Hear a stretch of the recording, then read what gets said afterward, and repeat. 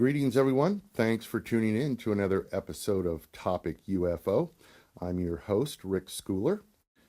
On September 19th of 1961, around 10:30 p.m. in the evening, in a rural part of New Hampshire, a couple by the name of Betty and Barney Hill were driving back home from a vacation in Niagara Falls, when something very strange happened to them. Since that date, literally hundreds of people, maybe even thousands, have researched, interviewed, written about this couple's experience. Of course, most of those people never even knew Betty and Barney Hill before that time, that's for definite. But that's not the case with our guest tonight. Tonight we welcome Miss Kathleen Marden, who is the niece of Betty Hill. Now you may remember Kathleen. She was on our show along with Denise Stoner back in May of 2013 when they came on to talk about their new book at that time, which was entitled The Alien Abduction Files, the most startling cases of human-alien contact ever reported.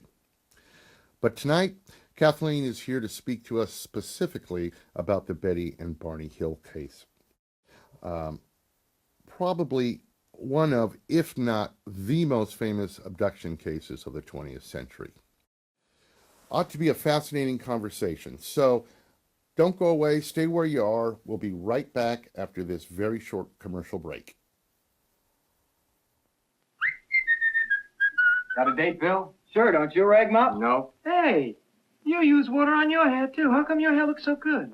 I use Vaseline hair tonic with the water. Water evaporates and dries hair out. Alcohol and cream tonics evaporate, too. Won't Vaseline hair tonic evaporate? Nope. With Vaseline hair tonic, you can use all the water you want. It replaces oil that water removes. Here's proof. This solar furnace concentrates natural sunlight. Watch what concentrated sunlight does to these hair tonics.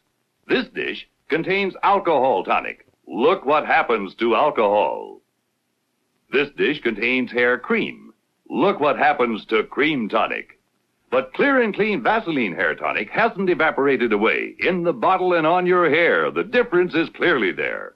In the bottle and on your hair, the difference is clearly there. It's clear, it's clean, it's Vaseline hair tonic for your hair. All right, welcome back, everyone. At this time, I'd like to go ahead and introduce our guest for this evening. Please give a warm round of applause for Miss Kathleen Marden. Kathleen, are you with us? Yes, I am. It's good to be with you again, Rick. I appreciate you so much coming back for a second term here on Topic UFO. How you been doing? I know you've just.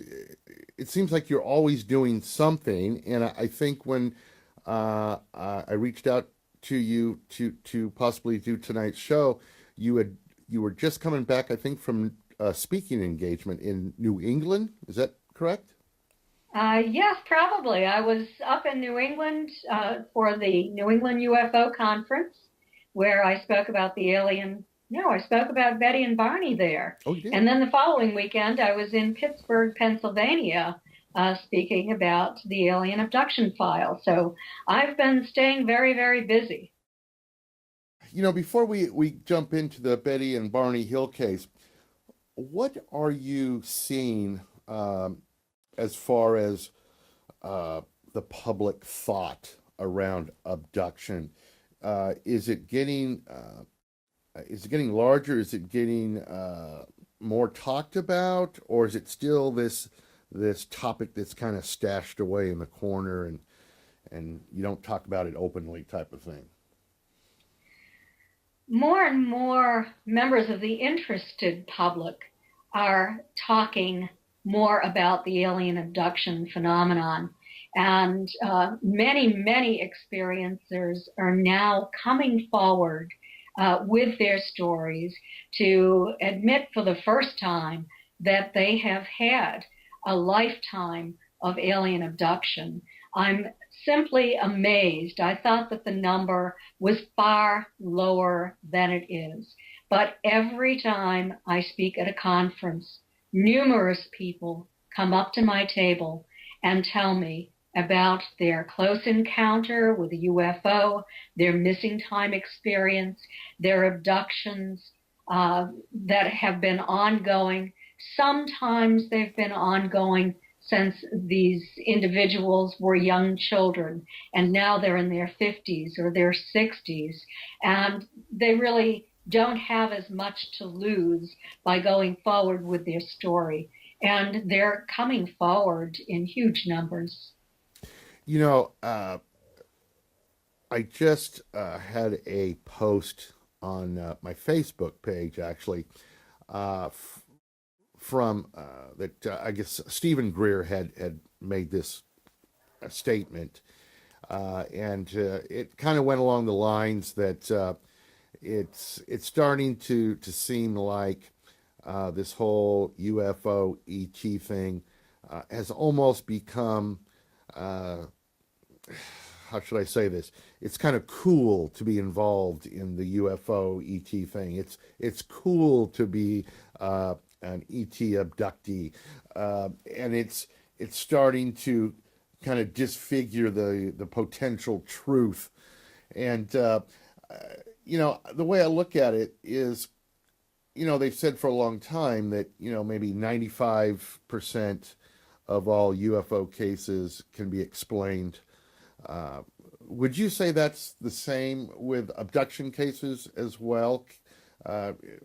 Is there a large portion of people that report these abduction cases that are seeing or experiencing something other than abduction? Well, certainly there are other explanations for some people's reports. Some people might be having sleep hallucinations, hypnagogic, hypnopompic hallucinations in combination with sleep paralysis. Some people might be having very vivid dreams. Some people might be having out-of-body experiences. Some people might be being contacted by and really troubled by sort of negative spirits or parasitic type entities that attach themselves to human beings. There are a number of alternative explanations, but there is a core group of experiencers.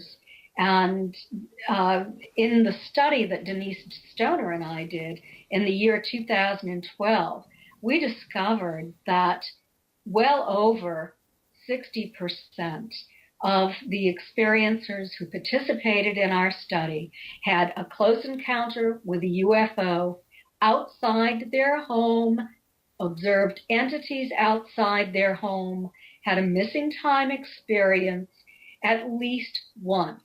And oftentimes there were witnesses who also recalled the event. And that's an important marker in differentiating these other experiences from alien abduction. Now, not everybody recalls this missing time event, this close encounter. I'm not saying that they haven't had an alien abduction. I don't know. Mm-hmm. But when you have conscious continuous recall, and when you have evidence that something has happened, and certainly there is evidence that people can collect, then you know. Very, very interesting topic. I mean, boy, if you think the UFO topic is hard to pin down, the abduction phenomenon is got to be at least 10 times harder, I would think. Well, it is difficult, but, you know, why do you think that all of these UFOs are here and being seen? Yeah. You know, oftentimes at less than 500 feet. Mm-hmm. I'm MUFON's Director of Abduction Research, and last month, about 12% of the reports were reports of observing a UFO at less than 500 feet from the witness. Wow. That's quite extraordinary. You can't explain that away as being anything else. No, that is a amazing number. I did not know that. Does it seem like, is the data showing, like over time, that these unidentified flying objects are coming closer and closer? Do you think, or is it still about the same as far as people that get a close-up view of these things? Well, we've always had close encounters. We've always had UFOs that hover in close proximity to a vehicle, for example. But we are fairly consistently receiving reports now of very close encounters with UFOs in 10 to 20% of the cases of close encounters, or UFOs less than a mile away. Wow, unbelievable. Well, Kathleen, let's journey back in time a bit.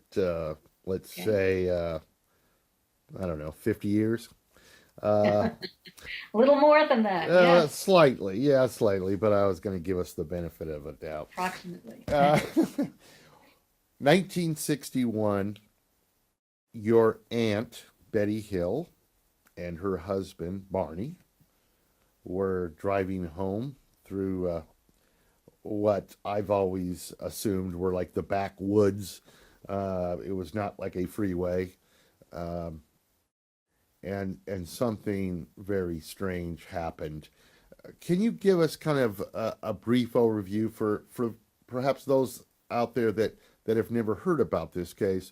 Can you give us a brief overview of what actually or supposedly happened that night? Certainly I will. First want to say that Betty was a social worker for the state of New Hampshire. Barney worked for the post office. Both were active in the civil rights movement. Betty had a week-long vacation from work, and Barney decided to surprise her with a long weekend vacation to Niagara Falls and then up to Montreal. And they were driving home at night because a hurricane was coming up the coast. They wanted to arrive home before it struck. And they were in northern New Hampshire when Betty spotted a new light in the sky. And what attracted her attention to it was it seemed like a falling star in a sense, but instead of falling the way a falling star does, it fell upward in the sky and stopped beside the moon and then started to grow larger and larger in the sky. And it was a bright, starry night. The moon would be full in about 5 days. And so she was just having a wonderful time enjoying the scenery. She didn't know much about UFOs. They called them flying saucers back then. She'd never read a book on the topic. Barney had his mind made up. There was no such thing. But this attracted her attention. And eventually she asked Barney to stop to get a better look at it. And got out of the car. She watched it travel across the face of the moon at that point. She got back into the car. Barney took the binoculars. And as he looked at it, it was moving away from his position. But then suddenly, it went springing right back very, very rapidly toward him and stopped approximately 1,000 feet away. It was silent, it was large. He could see the windows in it. He was concerned because he could not identify this as a conventional craft. Got back into the car and told Betty, forget about it. Oh, it's probably just a plane. He didn't want to stimulate her maybe, or admit that this was something that was perplexing and unusual. They continued to drive into the Franconia Notch area of the White Mountains of New Hampshire. It was only 4 miles away from where they had stopped. And as they entered Franconia Notch, the first thing they saw was Cannon Mountain. And this was a ski area. There was an aerial tramway that went up to the top, building at the top, and a lighted signal tower. And as the craft passed over the top of the mountain, the light blinked out. And we know today that that is probably electromagnetic interference. That's what I and many other researchers have speculated occurred at that point. They stopped again about a mile south of there at the base of the Old Man of the Mountain. And the Old Man was New Hampshire's state symbol. It has now fallen off into the lake below, unfortunately. But it was 48 feet from its forehead down to its chin. It was a granite profile. And the interesting thing about this is that the craft hovered next to the Old Man's profile, and Betty and Barney could see that it was nearly double the length of the Old Man's profile, indicating that it was probably around 80 feet in diameter. As they watched it, it started to move in a stair-step pattern, over, down, over, up, over, down, over, up, is the way that Betty described it and drew it in a letter that she wrote a few days later to Major Donald Kehoe from NICAP. So back in the car, they're heading south through Franconia Notch. Betty's watching this thing, and all of a sudden she becomes excited. They've now exited the south entrance of Franconia Notch, and they're in an area where there are some motels, some cabins for tourists to stay in. This is the off season, so there is hardly anyone else out, but Betty spots someone standing in the doorway to one of these cabins at the Indian Head Resort, and thinks, well, maybe we could just stop there for the night and end all of this. But she was curious. She wanted to see what this was, so she didn't speak to Barney about it. They drove on, and she's growing increasingly excited. A mile south of there, the craft shifted ahead and stopped over the highway. And this was a major north-south route in New Hampshire at that time. And Barney had to stop the car directly in the center of the road. So the craft is up here, the car is here straddling the center line. He opens the door, he takes his binoculars, he gets out of the car, and he looks up at this craft, which is now about 100 feet above his vehicle. It looks like a gigantic pancake, and he and Betty see a row of windows encircling the front edge of this craft. They see blue-white light coming out from behind it. And as Barney is watching this craft, it then shifts position again to an adjacent field. He leaves Betty in the car, watching the road, while he walks into the field and looks up at the craft. And when he does, he sees non-human figures looking back at him. And this is not part of what was brought out through hypnosis for the first time. This is in the original report to Walter Webb, who was the NICAP investigator who interviewed them shortly after this event occurred. Barney said they were dressed in black, shiny uniforms, and they were somehow not human. They looked down at him, and then all of a sudden, all but one turned in military fashion, just all at once, and walked toward a wall. So this is the front where the window is, where the leader is standing up, and everyone is back here at this panel, and their arms go up. He can see them from their arms all the way down to their knees. And when that happens, something starts to drop out of the bottom of the craft, and two red lights start to extend out of each side of this craft. Barney becomes terrified. He thinks that they have a plan, and he thinks that plan is to capture him. He said, like a bug in a net. And he wanted to get away, He was trying to pull the binoculars down away from his eyes, but something was preventing him from doing that. And under hypnosis with Dr. Benjamin Simon, he realized that this leader at the window was communicating him, just stay there, just keep looking, stay there and keep looking. And Barney's becoming more and more terrified, and finally pulls the binoculars down with such force that he breaks the binocular strap, a clean, severed leather strap, runs back to the car, screaming to Betty that they have to get out of there or they're going to be captured.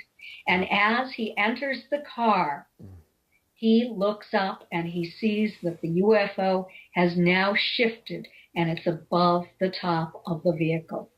He goes speeding down the highway. He says to Betty, roll down the window and see if you can see them. She was expecting to see lights. She rolled down the window, she looked up, and all she saw was blackness. She didn't see the sky. She didn't see lights, only a black void. And then suddenly, the car started to vibrate, and they heard buzzing sounds, code-like buzzing sounds that seemed to be striking the trunk of their car. Bzz, bzz, bzz, bzz, bzz, bzz. And Betty thought, I wonder if that's Morse code. If only she knew Morse code. But this tingling sensation passed through Betty's and Barney's bodies too, and they started to feel numb. And the next thing they knew, they were 35 miles down the highway, and they had no memory, almost no memory on Betty's part, for what had happened in the interim. They heard a second series of these buzzing sounds, and they looked again. They didn't see the UFO. They had a vague memory of observing a fiery orb that seemed to be in the road. They had a vague memory of observing a roadblock that they had encountered. They couldn't recall where or when that occurred. They had a feeling that they needed human contact, and all the way home, they looked for somebody that they could report this to, a restaurant that was open. Maybe they could get a cup of coffee. They couldn't find a restaurant that was open. They drove home to the New Hampshire seacoast. They lived in Portsmouth. And when they arrived home, dawn was streaking the sky. It was already 5 o'clock in the morning. They should have arrived home sometime between 2 and 3 a.m. There was physical evidence. There were shiny spots on the trunk of the vehicle that hadn't been there, that were magnetized. They caused a compass needle to spin and spin, but it dropped down when they placed it on other parts of the car. And this is where they heard those buzzing sounds striking, where the car had been magnetized. Oh. The tops of Barney's best dress shoes were so deeply scraped that he had to buy new shoes. The dress that Betty had been wearing was in fine shape when she put it on in the morning. When she took it off, there was a 2-inch tear in the stitching on the zipper at the back of her dress, a 1-inch tear in the thick zipper fabric. The hem was torn down on one side, and the lining of her dress was torn from waist to hemline. She hung it in her closet, knowing that it would have to be repaired. The next time she took it out, it was covered with a pink powdery substance. That pink powder has undergone laboratory analysis. The dress has undergone laboratory analysis. It was reduced to a rag by this substance, whatever it was. No one has ever been able to identify what that was or to create that effect in a laboratory. Very, very perplexing. Unbelievable. No, please, go ahead. Go ahead. Okay. the wristwatches they were wearing that night had both stopped. They didn't suspect anything at first, and they just rewound them. They never worked again. More than a coincidence, in my opinion. I would have to agree. But you know, Kathleen, what I'm sure made this so much harder for Betty and Barney is that they were like the first ones, right? I mean, they couldn't Absolutely. say, oh, this is what happened to Joe Smo last year. There were no Joe Smos that happened last year. That is absolutely correct. They were the first abduction experiencers. Of course, in the 50s, there were the contactees who had reports of friendly interpersonal relations with extraterrestrials who were just very nice people, and they had nothing but good things to say about them. But this was an alien abduction. Two people being taken by non-human entities against their will at night in a desolate area. Now, I remember you and I were talking once, and you had mentioned that I'm not sure if it was the day after this happened or a few days after this has happened, but Betty had called your mother, Betty's sister, Betty had called your mother, and you were in the house when that call came in. When did that call happen? That was on the day that Betty and Barney arrived home from their trip. It was September 20th, So 1961. They arrived home, they undressed, they slept for a few hours. They woke up and Betty called my childhood home. I was home from school at that time, and she spoke to my mother and told my mother what had happened. And within a couple of days, my mother, father, my two brothers, and I drove down to Betty's and Barney's house. It was about 20 miles from my childhood home. And then we saw the evidence, and Betty spoke to us about what happened, and Barney sat on the couch in the living room talking in a very low voice to my father. And my father recently told me, this was during my investigation of the case, that Barney was very clear about what he observed and that he stated he saw non-human entities looking back at him as that craft hovered very close to him overhead. what was the if you can remember, what was the reaction of your mother and father? Were they skeptical? Did they, what did they think? There was no reason to be skeptical. Betty and Barney were honest, upstanding members of the community. They weren't people who would make something like this up. In fact, their primary interest was in politics and the civil rights movement and that sort of thing. So we had to believe it. My parents were as curious about it as Betty and Barney were.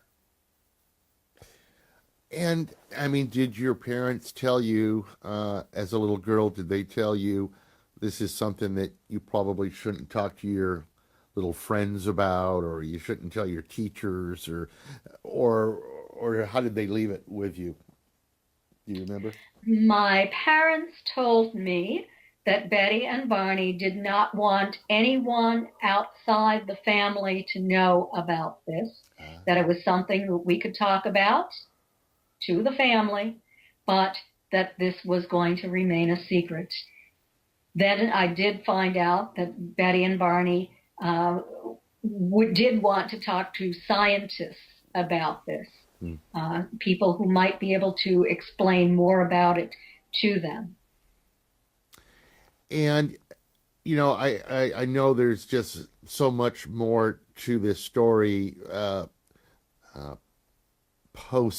post abduction, but now you eventually wrote a book about this, right? about this case. Yes, I did. And This is the book, Captured, the Betty and Barney Hill UFO Experience. Stanton Friedman helped me with that book. He wrote a couple of chapters as well and vetted my work. In fact, we now have a contract for a major motion picture on the book, so I'm very pleased with that. wow, congratulations. Oh, that's Thanks. awesome. That is awesome. I don't go to the movies much, but I will go if that thing gets produced. So And I did want to show you a photograph of Betty and Barney that I have here. yes. Their story was brought to the public in 1965 as the result of a violation of confidentiality. And this photograph was taken of them holding the newspaper right after that violation. And you can see that neither of them were very happy on that day as they were holding that newspaper. Now, what kind of violation are you talking about? What happened? Well, what happened was that a person who was in a UFO group befriended Betty and Barney. Betty and Barney, of course, were trying to learn as much as they could about what had happened to them. And this person had heard about their hypnosis, that they had actually been abducted and taken on board and given this very weird physical examination, not the kind of exams we have today, and then they were released. And this person took this story to a newspaper reporter. And I believe, I can't say for certain who this is, but I have pretty good evidence of who it is. I'm not going to state, there's no sense in even stating who this was. Right. But this newspaper reporter then got in touch with Betty and Barney and said, if your friend, if you are as nice as your friend says you are, I know that I would love to talk to you about your experience. And Betty and Barney were alarmed. They said, no, this is confidential. Do not write anything about this. This, no one should have said anything about this. And unfortunately, the newspaper reporter went forward with the story, and it appeared in a Boston newspaper in October of 1965. It ran for 5 nights in a row. And devastating to Betty and Barney. They thought they were going to lose their jobs, their standing in the community. At that point, Barney had been appointed to the U.S. Civil Rights Commission, State Advisory Committee for the state of New Hampshire. We were invited to Lyndon Johnson's inauguration for the work that Betty and Barney had done politically in the state of New Hampshire. They were doing very good things. And to all of a sudden have this story break was so disruptive and disheartening and really fearful in a sense. What will happen next?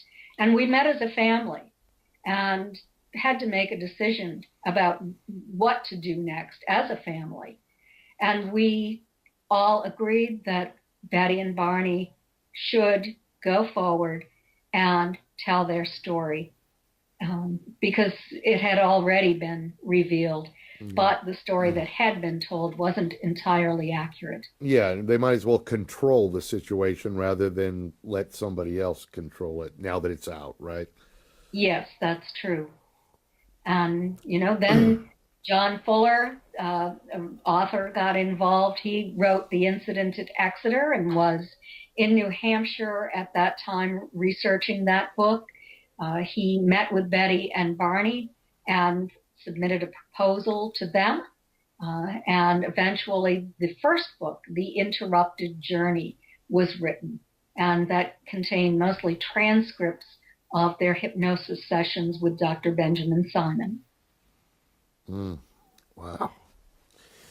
Well, I tell you, it is just probably, I don't know of any more fascinating abduction case than the Betty and Barney Hill case. It's just, I mean, when you think about what you would do if you were in that situation, it's a little spine tingling just to even think about. It would be sheer panic. Yeah, You don't know if you're going to be returned. You don't know what these creatures are going to do with you. Are you going to exactly. become a laboratory specimen? Are you going to be killed? Are you going to be carried off to a distant planet? I No, can imagine what went through Betty's and Barney's minds. you had mentioned at one point, I believe Barney saw a red orb. I think you said it dropped out of the bottom of the craft. Is that correct? No, it was something dropped out of the bottom of the craft. He did not know what it was. He became alarmed that they wanted to capture him at that point. So where did now the red orb? You spoke The about fiery orb was part of their memory. They remembered seeing that in the road, and they realized that it was moving, but they were not moving when they saw it.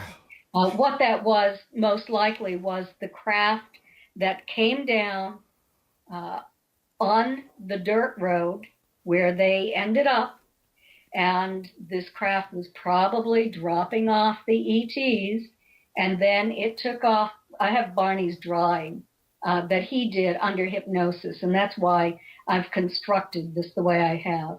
It took off, and it circled around and landed in a sandy area. The ETs then took Betty and Barney from the car, down a path through the woods, and onto that landed craft. So we hear so much about these orbs lately. It seems like. What's your personal thought there on those orbs? Do you think that they're possibly some type of drone or some type of traveling device from the mothership? What are your thoughts? You have any thoughts on those orbs? Well, there are many, many different types of orbs, ranging from what Betty and Barney saw, which was a huge orb. It was still hot, I'm assuming. And when it left, it actually turned over and over and became red-orange again. Oh, so it was a large orb. Oh, yes. And I have a photograph of another orb that Betty took one night when she was out looking for UFOs. And, it looks very much like what she saw or what she described that night, only it was in the sky. Now, some people are seeing small orbs that might be, just smaller discs released from the larger UFO, just to sort of zip around and as drones. There are also little orbs that are reported by experiencers. They see them inside their homes, and they're somewhat similar to what people see who have ghosts in their house. But many experiencers report that these pop into ETs.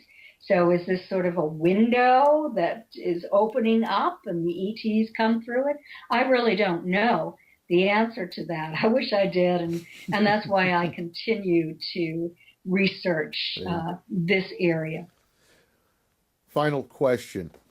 If you had not been the niece of Betty and Barney Hill, do you think you would have gone into UFO ET studies?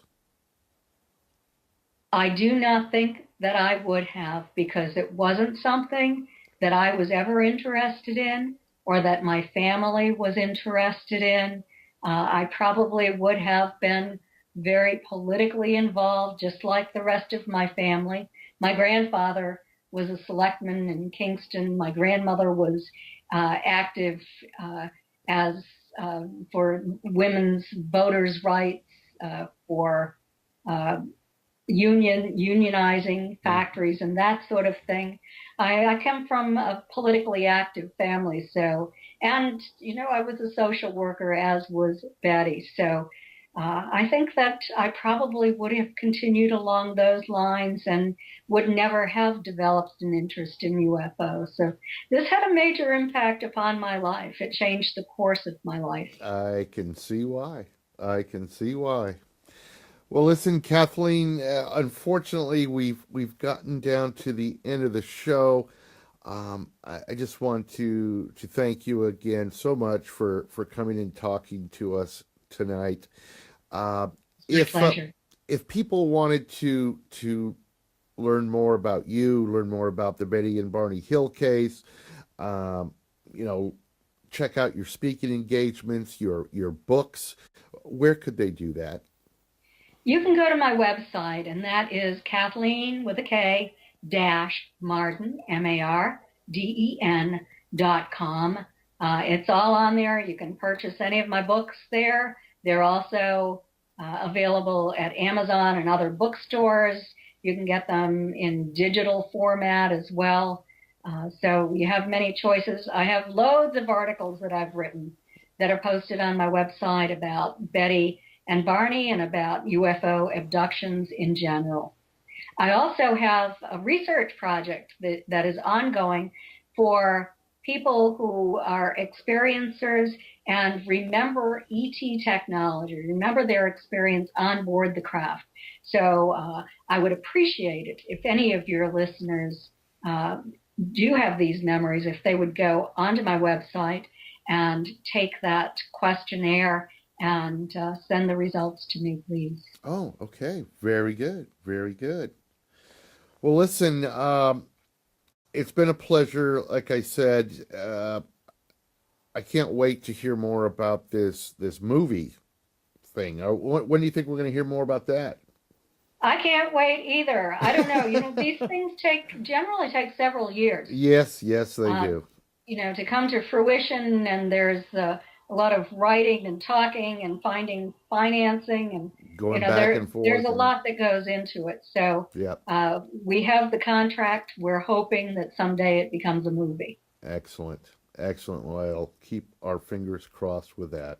So, Thank Kathleen, it's been a very, very interesting conversation. I knew it would be. Of course, you're always welcome to come back and give us an update on what you're doing, and I hope you will. So, certainly. Until next time, I bid you a fond farewell, and we will stay in touch. Thank you, Rick. All right. Good night, Kathleen.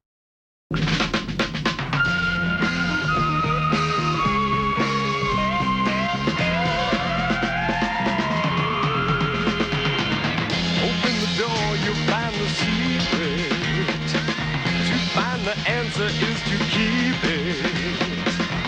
You'll believe it when you find something screaming across your mind. Green slime.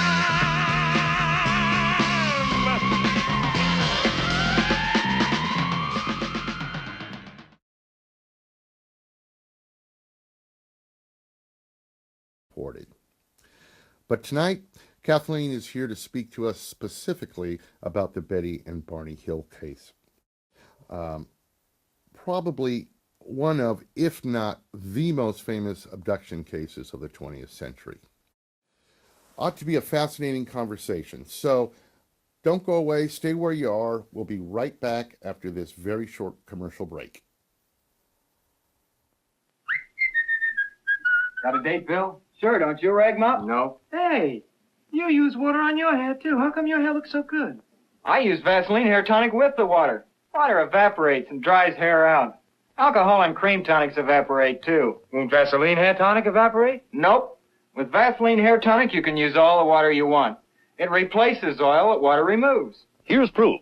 This solar furnace concentrates natural sunlight. Watch what concentrated sunlight does to these hair tonics. This dish contains alcohol tonic. Look what happens to alcohol. This dish contains hair cream. Look what happens to cream tonic. But clear it. New England UFO conference where I spoke about the alien. No, I spoke about Betty and Barney there. Oh, you did? And then the following weekend, I was in Pittsburgh, Pennsylvania, speaking about the alien abduction file. So I've been staying very, very busy. You know, before we jump into the Betty and Barney Hill case, what are you seeing as far as the public thought around abduction? Is it getting larger? Is it getting more talked about, or is it still this topic that's kind of stashed away in the corner and you don't talk about it openly type of thing? More and more members of the interested public are talking more about the alien abduction phenomenon. And many, many experiencers are now coming forward with their stories to admit for the first time that they have had Niagara Falls, when something very strange happened to them. Since that date, literally hundreds of people, maybe even thousands, have researched, interviewed, written about this couple's experience. Of course, most of those people never even knew Betty and Barney Hill before that time, that's for definite. But that's not the case with our guest tonight. Tonight we welcome Miss Kathleen Marden, who is the niece of Betty Hill. Now you may remember Kathleen. She was on our show along with Denise Stoner back in May of 2013 when they came on to talk about their new book at that time, which was entitled The Alien Abduction Files, the most startling cases of human-alien contact ever reported. Clean Vaseline hair tonic hasn't evaporated away. In the bottle and on your hair, the difference is clearly there. In the bottle and on your hair, the difference is clearly there. It's clear, it's clean, it's Vaseline hair tonic for your hair. All right, welcome back, everyone. At this time, I'd like to go ahead and introduce our guest for this evening. Please give a warm round of applause for Miss Kathleen Marden. Kathleen, are you with us? Yes, I am. It's good to be with you again, Rick. I appreciate you so much coming back for a second term here on Topic UFO. How you been doing? I know you've just. It seems like you're always doing something, and I think when I reached out to you to possibly do tonight's show, you were just coming back, I think, from a speaking engagement in New England. Is that correct? Yes, probably. I was up in New England for the